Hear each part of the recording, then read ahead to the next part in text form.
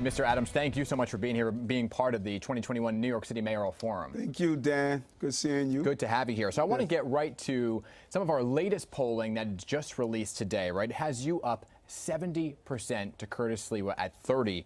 However, voters did say overwhelmingly, Mr. Adams, they believe New York is headed in the wrong direction. This, of course, coming out of a Democratic administration. So what separates you on day one from Mayor de Blasio for those who may think that this is more of the same? Well, I just think that, throughout the years, people just have watched me. And, I would run into people in the street and they say, you know what, Eric, I may not agree with you on certain things, but I agree with your commitment and dedication to the city. And that's what I believe we're seeing. So I want to get to some of the top issues that also came out of this poll. Of course, COVID still topping the headlines right now. And last week, we know the mayor expanded the city's vaccine mandate to include the entire city workforce, meaning the NYPD, FDNY, eventually correction officers, Department of Sanitation. Now, you said you support this, but how do you go about replacing potentially thousands of those first-line workers if there is a shortage? I would have handled it differently. I would have communicated with our union leaders. I would have sat down, because I said this over and over again, credible messengers. We need to have a real plan that includes how do we speak with the credible messengers to bring people to the table to really talk about getting this COVID issue under control, because we can't go backwards, Sam. I was there. So if there is an actual shortage, where are you looking to replace them on the streets? Well, I believe we're going to get to a place where we're not going to have that shortage. I'm looking forward to Jan 1, and I believe that we can get to a place that we will deal with the concerns that union members are having, come out with real information, because there's a lot of misinformation out there around the vaccine. And I believe we're going to get New Yorkers to take the vaccine, and we're going to make sure our city continues to survive. Now, you just actually mentioned January, so that's a perfect segue to my next question, because we will be in the height of winter. So the sanitation commissioner said himself, if his workers do not get vaccinated, there could be a shortage in terms of workers. So what does that mean for snow pickup and trash pickup? So many things. So many city workers and civil service. I cannot say this better, that I believe that under my administration, if I'm fortunate enough to become the mayor, we're going to resolve these issues, because I'm going to listen to my union leadership and say, how do we get the win we need for the city? Because the best employees we have are union employees in the city. And that's why I was endorsed by the largest unions in the city. PBA today did file a lawsuit. So just to be very clear here, are you moving forward with the mandates, or will you roll them back? No, I'm going to follow the rules. Now, the unions have a right to go to court. That's our great system of justice. If they win in court, then we have to come back and figure out based on the court decision. So those who believe that they want to go to court to sue, they have that authority to do so, and I believe in our system of justice. And once that determination is made, we're going to move forward. Will workers be required, yes or no, sir, to get the booster shot? No, I don't think that's necessary to be required to take the booster shot.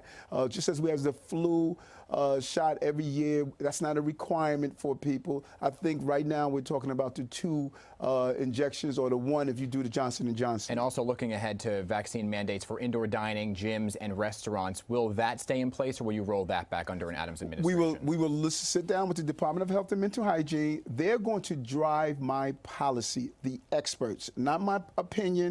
Not what the polls are saying. I'm going to listen to the experts and say, how do I keep New York City safe so we don't go backwards? And yes or no here, will you get the booster shot? Yes, I will. Yes, you will. All right. I want to move to one of the top issues, and that, of course, is crime. In fact, it was the #1 issue in our recent poll. 34% of voters care about crime and public safety. So let's get into it. In a 2-day span last week, Mr. Adams, there were 6 instances of guns being found at schools. What would you do to stop kids from being able to bring these guns into the 4 walls of a school? It's unacceptable. And, people often talk about my reform agenda in public safety. They don't know I lost a good friend through gun violence as a child. And so my plan is a simple plan. Number 1, we must have school safety agents that are trained, paid well, and great at conflict resolution. We should use the new technology. There's technology out there that you don't have to dehumanize children, that could identify a gun without the scanners and without the devices. So we're going to lean into that. Second, we need to be really proactive. The goal is to make sure our children be part of the overall public safety plan of their school, and that's what we're going to do. So will metal detectors be at the entrance of a school? It's not a one-size-fits-all. Every school does not need the same things. So I'm going to put in place a public safety stakeholder committee made up of parents, of students, of teachers, of administrators, and say, be part of the plan of keeping your school safe. They're not going to have veto power, but we should at least have input from those students on how they want to keep themselves safe. Understood. I want to talk about some of the crime that's also happening underground. Subway ridership we see is growing. That's a good thing. But so is the trend of those crimes. Now, I'm just going to throw some numbers at you. We saw 68 additional incidents of subway crime compared to the same time in September of 2020. Robbery, grand larceny, felony assaults. Who do you think is specifically committing these crimes, and how do you target it? Well, it's a combination. Remember, I was a transit cop, so I wrote the system during the mid-'80s. Radio didn't work. I understand what it's like to not get the help you deserve. And so here's my plan on the subway safety. First, I need my police officers down there deployed correctly. Police officers should not be standing at the token booth 3, 4 at a time. I want them on the train, stopping at platforms, inspecting the platforms. Then a real partnership with mental health professionals and police officers to actively go after those who are on the subway system, doing some of the petty crimes, pushing people on the subway, stealing, all of those types of crimes. So I think it's a combination of those mental health issues and those who have believed that the subway system is now open to crime. So it sounds like a bit of more, right? More officers, more cameras, more mental health outreach. But New York City has already surged a lot of those resources down into the subway. So you're saying even more. Where are you getting them from? It's about deployment. It's about deployment, because you could put the resources there, but if you're not deploying the resources correctly, then you're not going to fight the crime that you're looking for. So putting police officers in the subway system, but allowing them to congregate around a token booth or assemble together, that's not deployment. Understood. And number 2 issue in our latest polling just out today was homelessness within the 5 boroughs. So in our last interview, when we were talking outside of Borough Hall in Brooklyn, you highlighted Commissioner Banks as someone that you would consider maybe carrying over into your next administration, saying he, quote, has done some amazing things. What has he done that's so positive to you, and are you still considering him for that role? You know, you made news that day because I actually didn't say I was going to bring Commissioner Banks. What I was saying, some of the things he has done around technology. Our city is dysfunctional, and my plan is a simple one. How do we have our agency work together to deal with the homeless crisis, such as leaning into organizations like Fountain House? Dan, you know they have an 85% recidivist rate.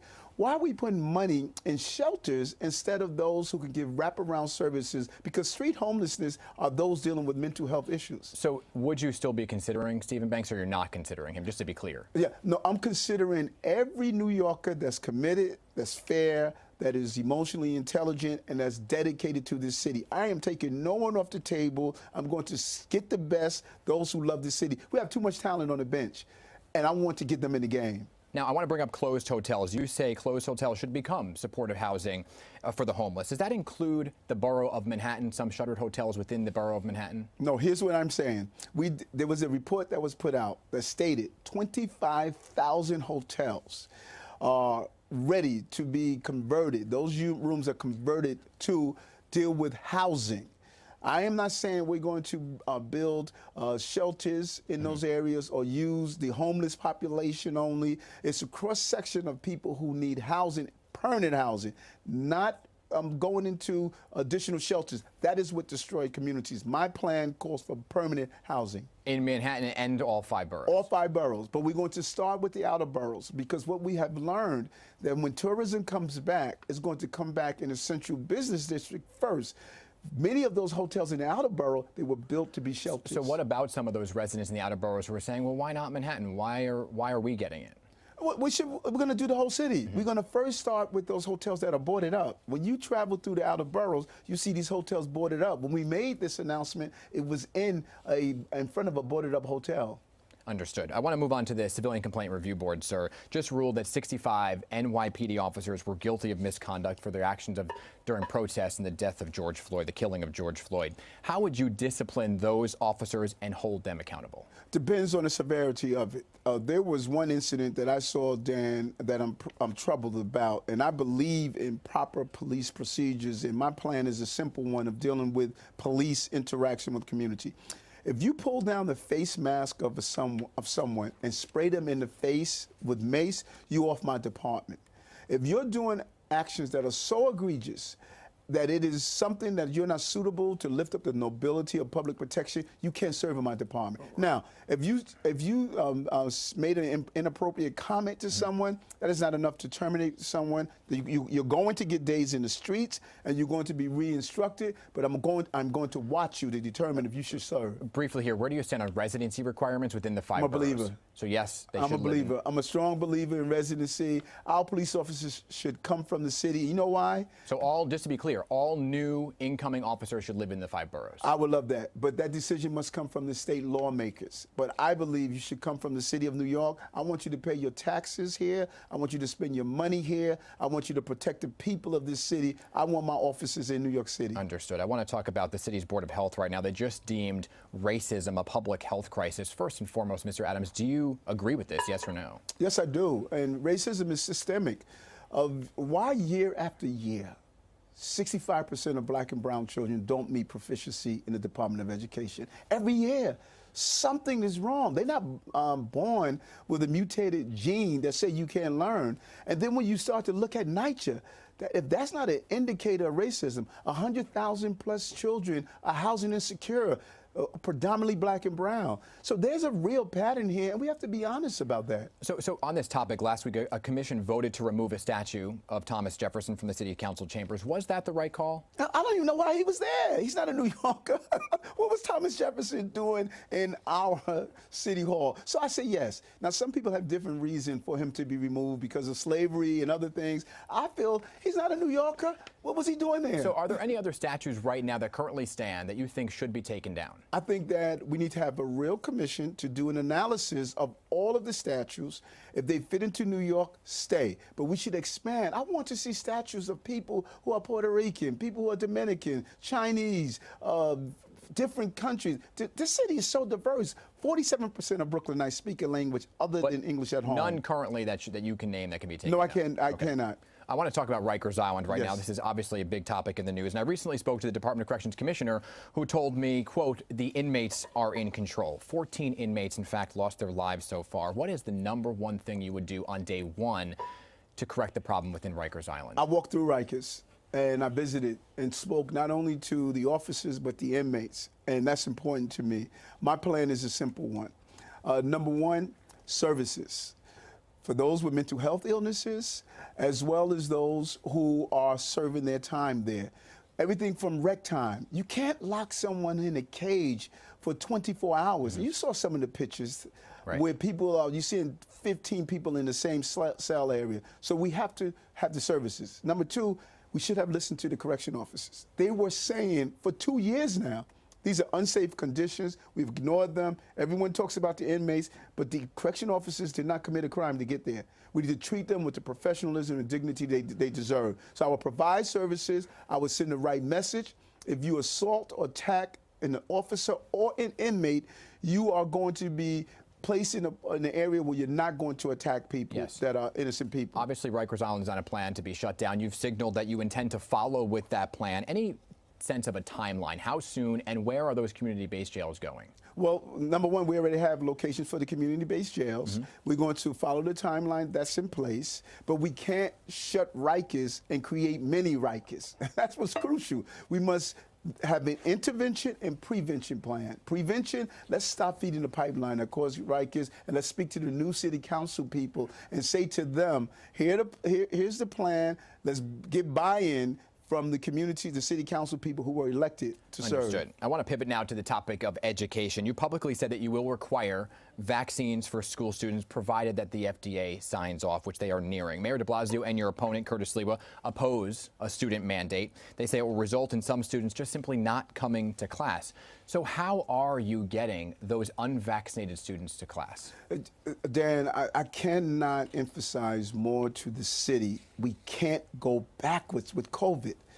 I saw the trucks filled with bodies in front of our hospitals. I saw people dropping their family members off, never to see them again. I lost 5 people in 1 week in COVID. And so I must do everything possible to get our city to turn around. But how are you getting those kids back to class? Number one, we're going to use we will open until parents decide what they want to do. We will do a remote learning option. We're going to create other options for them, because I need to get our children in school, and I must ensure that they're educated so that they won't be losing the education they require. So you've said you've been open to remote learning for those unvaccinated students, but how long does that last, right? If you're entering freshman year of high school and you don't get vaccinated, and you don't get vaccinated for your 4 years, are you remote for your entire high school career? Listen, this is new ground for all of us. COVID is new ground. We must think differently, and we must be open to conform this new ground that we're on. And I understand this is new ground. These are not easy answers and easy questions,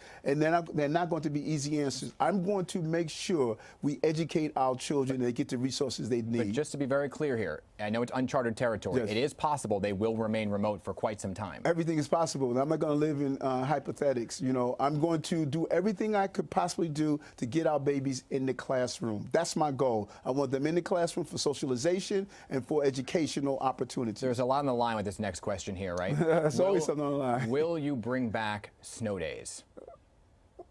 That's a great question, because remote learning has taught us that we should continue education. So just because the child is not in the classroom, I think one of the benefits of remote learning, we should still educate. So I see the removal of those days when, because it's snowing, that you don't receive any form of instruction. I see it as we're going to continue instructions no matter what the weather is. So kids are not getting snow days under an Adams administration. Children are not going to like this one on me. They're going to like the other things I'm doing in school. Understood, understood. And that brings me to gifted and talented right now, because the mayor's decision, declaration that gifted and talented will end, has caused a lot of uproar among parents. You, for one, are pledging not just to preserve it, but actually expand it. Briefly here, because we're almost out of time, why do you think it's necessary? Because children learn differently. And what we must do is to expand opportunities for accelerated learners without creating segregation in our schools. The argument with gifted and talented programs, people were saying it's not in enough districts. We don't have enough seats. And so my plan is a clear one. Let's expand the opportunities. Let's have parents opt out of testing so we can catch all the children. And then let's redefine what a gift and talent is. Could you see how it's a bit of a roller coaster for parents, right? They're being told it's taken away and now it's going to come back. Did you talk to the mayor about this very issue? And if you did, what was the conversation? Same thing I'm sharing now. What I share privately is what I share publicly, that it is imperative that we give opportunities to children that learn differently. Now, everybody's talking about gifted and talented, but also let's talk about those children who have barriers to learning. You did speak to the mayor about it? Yes, I did. Okay. I want to move on to taxi relief right now. The city's yellow cab drivers are currently on a hunger strike following a month of protests outside City Hall. They see there needs to be some kind of debt relief plan. So yes or no here, is the city obligated to do more? I think the city is obligated to do more. But before you even move there, I want to be clear on something.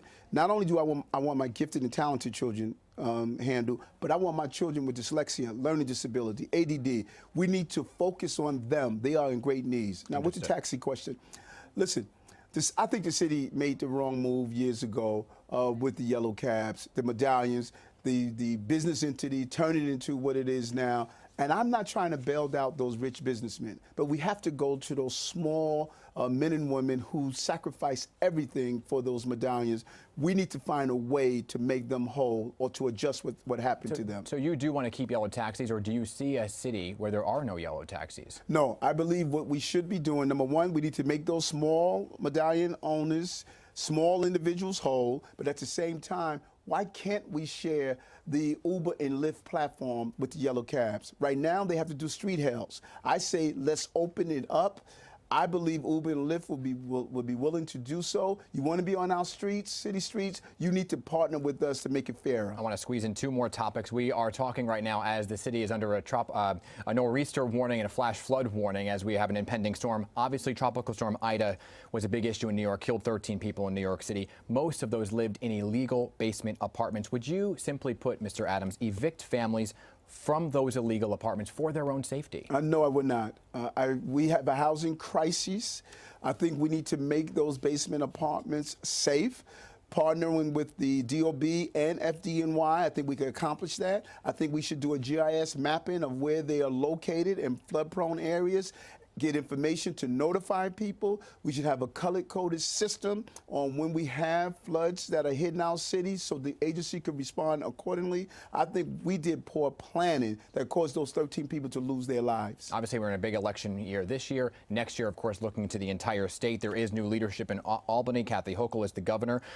Have you had a good working relationship with her thus far, and what are 2 issues you'd like to collaborate with her on? Oh, yes, I have had a great relationship with the governor, and I'm looking forward to 2022. Number 1, public safety, information sharing, stopping the flows of guns in our street. Number 2, around education and infrastructure. We have to do a better job in education infrastructure. And lastly, NYCHA.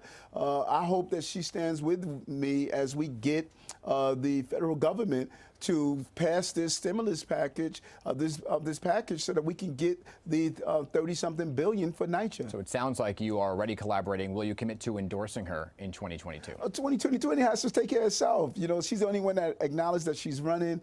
No other candidate has made a decision that they're running. And I think 2022 is going to take care of itself. I have to get past November 2nd. I have to win this race. You know, so I'm calling on New Yorkers to say, Eric, let's look at your 35 years of just loving this city, wore that bulletproof vest, protected children and families. You're the type of person we want to be our mayor. Understood. Mr. Adams, we are giving you equal time, and we are out of time. Thank you for being here tonight. Thank you. Good to see you.